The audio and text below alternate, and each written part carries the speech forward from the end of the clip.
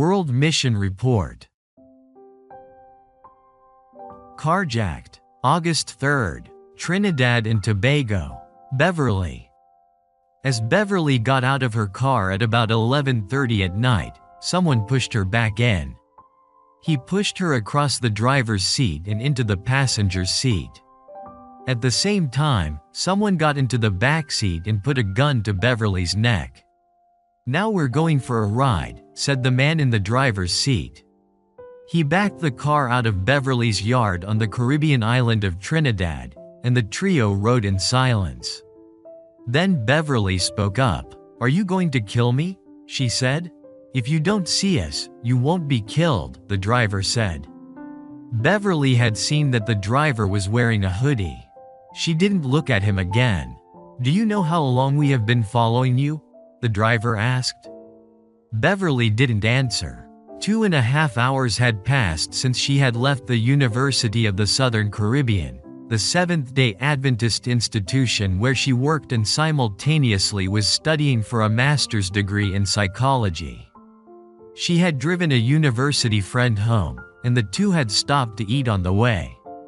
After dropping off her friend, she drove to her own house. "Who was that girl you dropped off?" the driver said. "A classmate," Beverly said. "We have been following you for a long time," the driver said. The man in the backseat pulled Beverly's hand behind the seat and tried to twist off her wedding ring. "Leave it," the driver said. The man released Beverly's hand. The driver asked Beverly if she had heard about a recent series of murders on the island. He said that a friend had been killed, and he planned to use Beverly's car to get revenge. "Can you let me out of the car?" Beverly asked. "No, you're going with us," he said.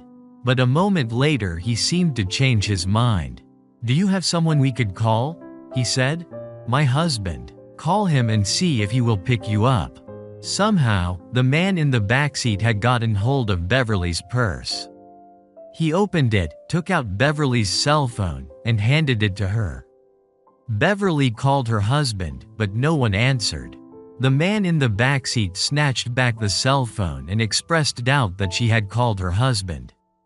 "She doesn't even have this number saved on speed dial," he said. The nighttime drive continued. "I'm feeling scared," Beverly said. "Can I play a CD?" But when she pressed play, there was no CD in the player. She couldn't understand why. That morning, she had listened to Christian music as she had driven to the university. She had sung along to the song, "Jesus, Take the Wheel." Now Beverly wondered if the disc might have fallen to the floor. She felt down with a hand and found a disc. "It's here on the floor," she said. "Let me put it in." A song began to play. It was not the disc that Beverly wanted. She didn't know where this disc had come from. Someone sang, "Jehovah, I trust in you." The man in the back groaned. The driver was all business. He said, "We're going to change your license plate, and tomorrow the police will find your car." He wanted to let Beverly go. But Beverly didn't want to be dropped off penniless in the dark. "I don't have any money," she said. "How will I get home?" The driver told his partner to give Beverly some money. "How much? $20? The partner said. "I have $1,000 in my purse in the back," Beverly said. That day, she had withdrawn her savings from the bank and was taking it home to make a major purchase. She was sure that the man in the backseat had found the money, and she wanted the driver to know about it. "Give her $100, the driver said. Beverly received the money, the car stopped, and she was ordered out. Then she crossed the road and hailed a taxi, which took her home. To this day, Beverly does not know why God allowed the terrible ordeal. But as she has looked back on what happened, it seems like God was trying to get her attention, saying, "Trust me with your life." For one thing, the morning before the carjacking, she had sung, "Jesus, Take the Wheel." But then she had spent the whole day as she had spent many other days, seeking to control all the details of her life without God's help. This also was the third time that she had lost a car.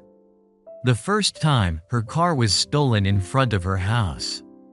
The second time, her car was destroyed in an accident. It seemed more than a coincidence that, riding home in the taxi after the carjacking, a song had played on the taxi's speakers with the words, "How many times must I pass you through the same things to show you how much I love you?"